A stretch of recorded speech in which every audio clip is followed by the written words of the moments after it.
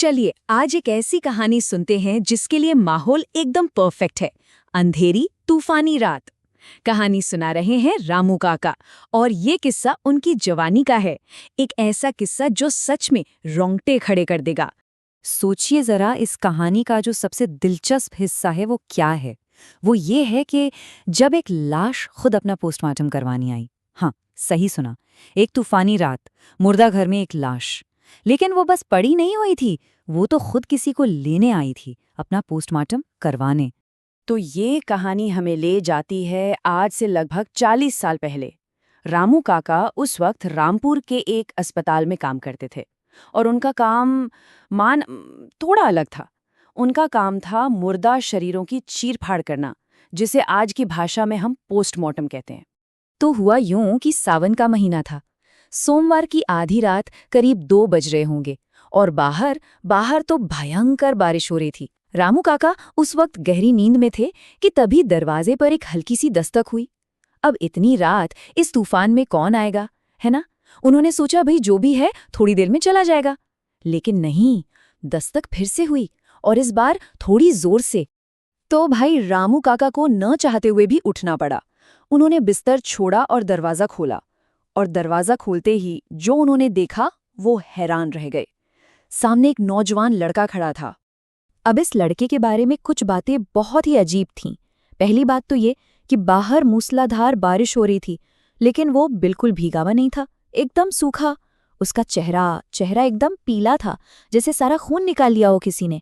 मतलब उसे देखकर ही रामू काका को लग गया था कि भाई कुछ तो बहुत गड़बड़ है। और फिर उस लड़के ने जो कहा, उसे सुनकर तो रामू काका के होश ही उड़ गए। उसने कहा, आपको मुर्दा घर चलना होगा, एक लाश आई है और उसका पोस्टमार्टम आज रात ही करना होगा। सोचिए, आधी रात को, बिना पुलिस के, बिना किसी कागज पत्तर के, ये तो सारे नियमों के खिलाफ था। अब रामू काका के दिमाग में सबसे पहला सवाल यही घुमा, भाई ये कैसे हो सकता है?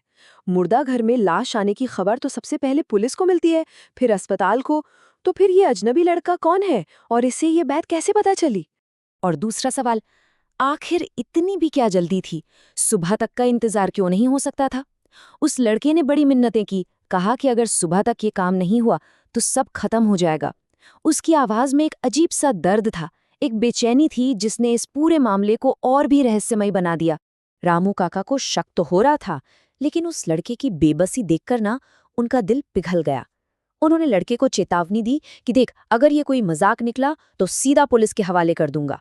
और फिर अपनी छतरी उठाकर वो उस अजनबी के साथ चल दिए, ये पता लगाने कि आखिर ये पूरा माजरा है क्या। अब शुरू हुआ मुर्दा घर तक का सफर।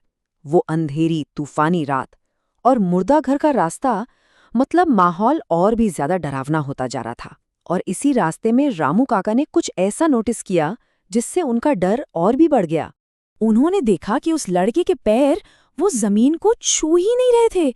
ऐसा लग रहा था जैसे वो जमीन से थोड़ा ऊपर तैर कर चल रहा हो। फिर उनकी नजर उसके शरीर पर पड़ी, जो गहरे काले निशानों से भरा था, जैसे किसी ने उसे बुरी तरह पीटा हो। और तो और, तभी अचानक एक काला कुत्ता कहीं से आया, उन्हें घूरता रहा, एक अजीब सी आवाज निकाली और अंधेरे में गायब हो गया। मतलब सब कुछ एक बुरे सपने जैसा था।